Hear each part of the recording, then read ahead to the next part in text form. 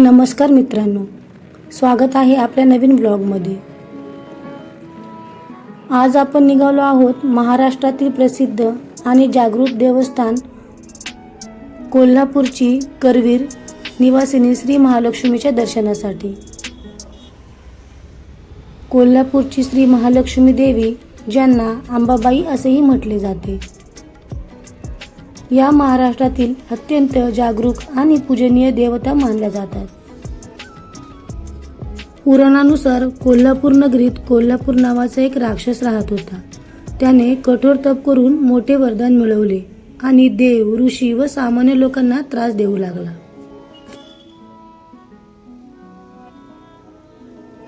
सर्व देवांनी मिळून देवी आदिशक्तीला प्रार्थना केली। तेव्हा देवी महालक्ष्मीने अंबाबाईचे रूप धारण केले आणि कोल्हासुराशी युद्ध केले। अनेक दिवस चाललेल्या या युद्धानंतर देवीने कोल्हासुराचा वध केला। मृत्यूपूर्वी कोल्हासुराने देवीला विनंती केली, माते, या भूमीला माझे नाव मिळावे आणि तू येथे सदैव वास्तव्य करावे।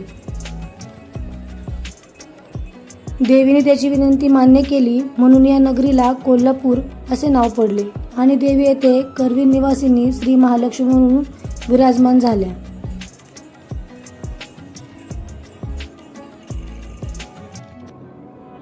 संध्याकाळी आम्ही दर्शन घेण्यासाठी निघालो आहोत। आता येऊन पोहोचलो मंदिराच्या मुख्य प्रवेशद्वाराजवळ। इथले वातावरण खूप भक्तिमय आणि शांत आहे। मंदिराभोवती प्रसाद, फुलं, हार आणि कोल्हापूर वस्तूंची अनेक दुकाने दिसतात। मुख्य दर्शन रांगेतून दर्शन घेण्यासाठी निघालो आहोत। आज शुक्रवार आणि पौर्णिमा म्हणून आज भाविकांची गर्दी पाहायला मिळत आहे। प्राचीन कथेनुसार एकदा महर्षी भृगूंनी भगवान विष्णूंची परीक्षा घेतली। त्यांनी विष्णूंच्या छातीवर लाथ मारली। भगवान विष्णूंनी राग न करता नम्रता दाखवली, पण देवी महालक्ष्मी यांना हा अपमान सहन झाला नाही, कारण त्या विष्णूंच्या हृदयात वास करतात असे मानले जाते। रागाने देवी वैकुंठ सोडून पृथ्वीवर करवीर नगरीत म्हणजेच आजच्या कोल्हापुरामध्ये येऊन राहिल्या। येथे त्या करवीर निवासिनी महालक्ष्मी म्हणून प्रसिद्ध झाल्या।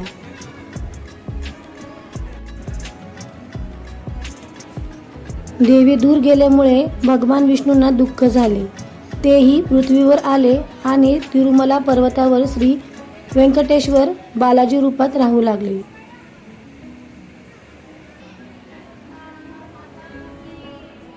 आता आपण देवीच्या मुख्य गर्भगृहाजवळ आलो आहोत।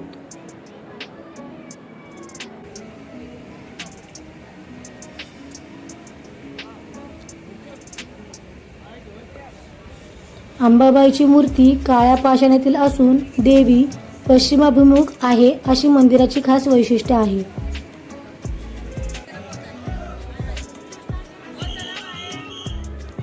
देवीचे दर्शन घेताना मनाला खूप समाधान आणि सकारात्मक ऊर्जा मिळते।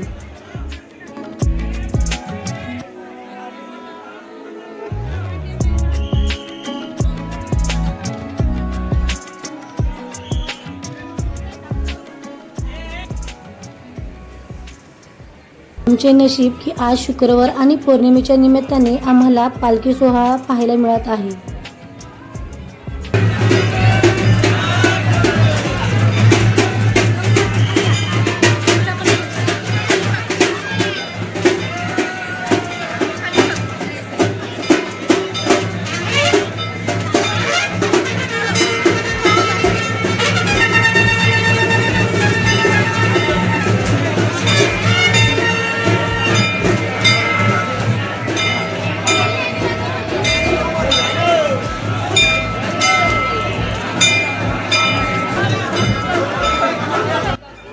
कोल्हापूरमधील पालखी सोहळा हा अतिशय भव्य, पारंपरिक आणि भक्तिमय उत्सव मानला जातो।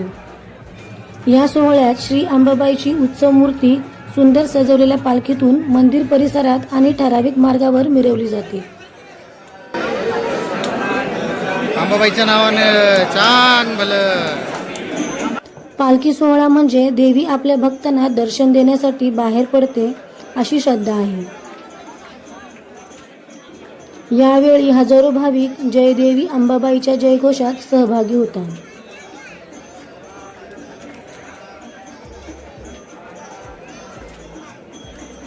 नवरात्रीमध्ये विशेष पालखी सोहळे आयोजित केले जातात.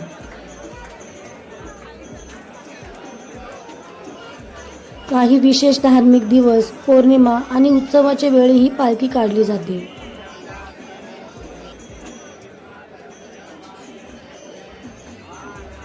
शुक्रवार हा देवीचा विशेष दिवस असल्याने त्या दिवशी भक्तांची मोठी गर्दी पाहायला मिळते.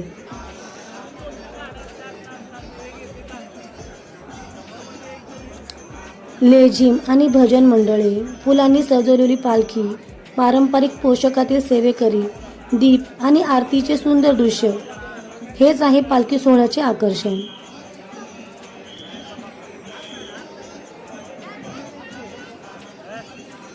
भाविकांच्या मते पालखीचे दर्शन घेतल्याने देवीची कृपा प्राप्त होते आणि घरात सुख समृद्धी येते. पालखी सोहळा हा केवळ धार्मिक कार्यक्रम नसून कोल्हापूरच्या सांस्कृतिक परंपरेचा महत्त्वाचा भाग आहे.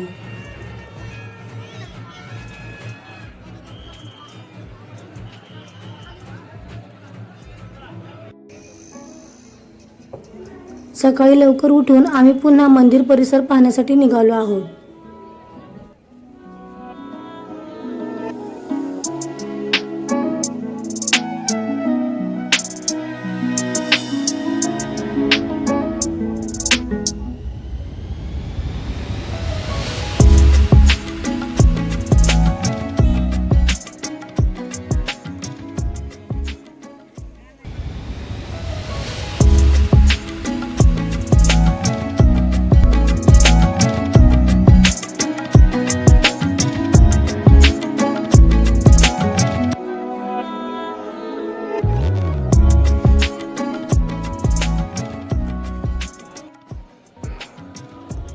मुख्य प्रवेशद्वारातून आत आल्यावर आपल्याला भवानी मंडप पाहायला मिळतो.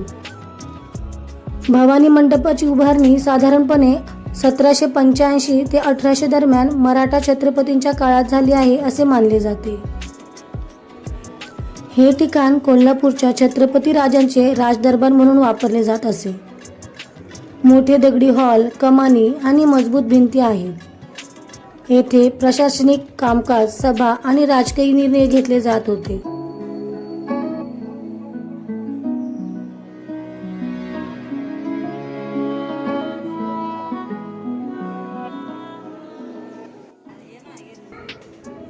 अशी श्रद्धा आहे की भवानी देवी ही महालक्ष्मीची लहान बहीण असून ती येथे अतिथी म्हणून राहते.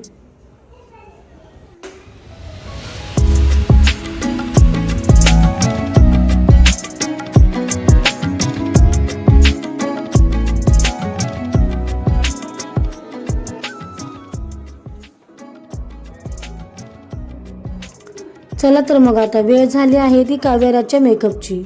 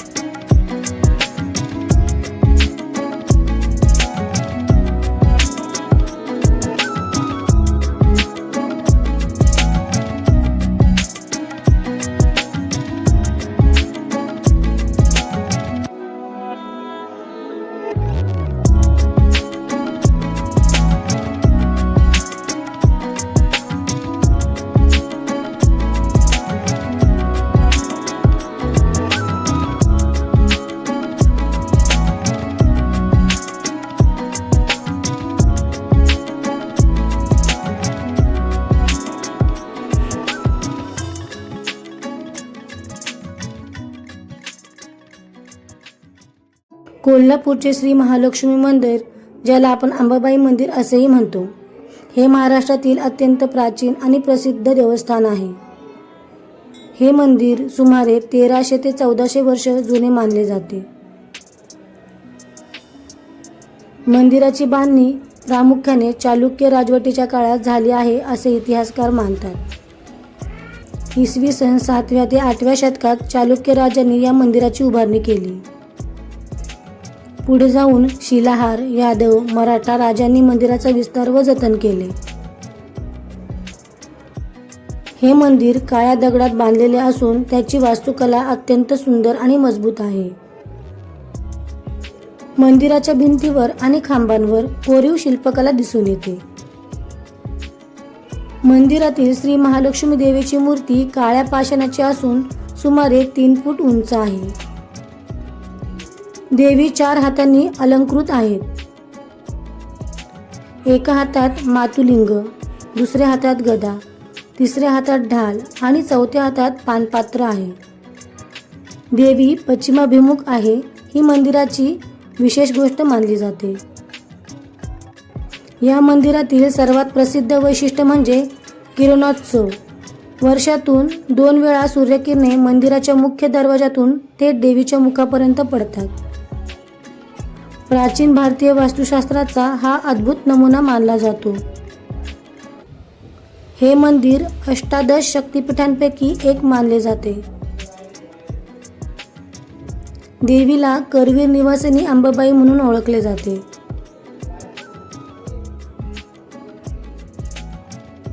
महाराष्ट्रासह संपूर्ण भारतातून लाखो भाविक येथे दर्शनासाठी येतात.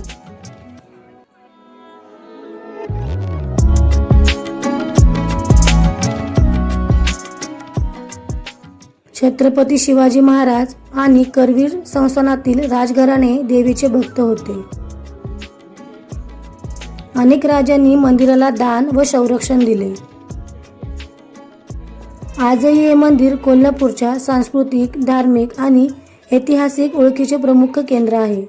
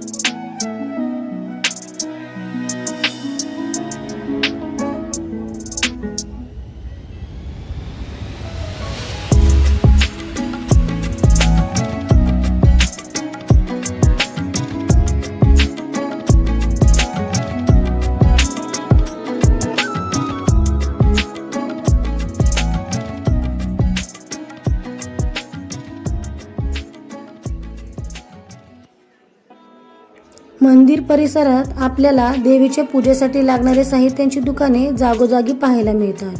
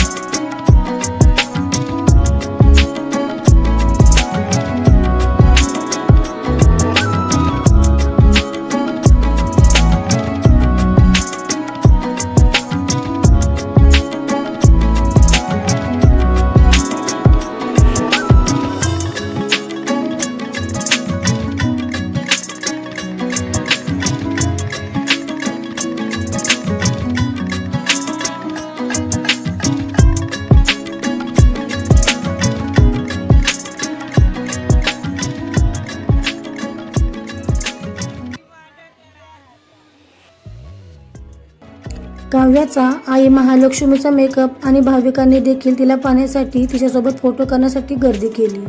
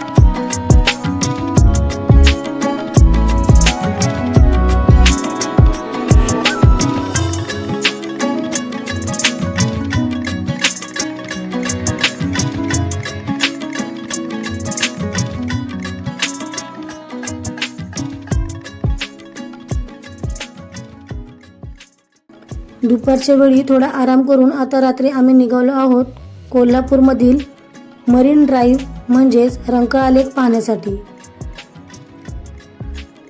रंकाळा तलाव हा कोल्हापूर शहरातील अतिशय प्रसिद्ध आणि सुंदर तलाव आहे. महालक्ष्मी मंदिराच्या पश्चिम बाजूस असलेला हा तलाव कोल्हापूरच्या प्रमुख पर्यटन स्थळांपैकी एक मानला जातो. संध्याकाळच्या वेळेला येथे मोठ्या प्रमाणात पर्यटक आणि स्थानिक नागरिक फिरण्यासाठी येतात.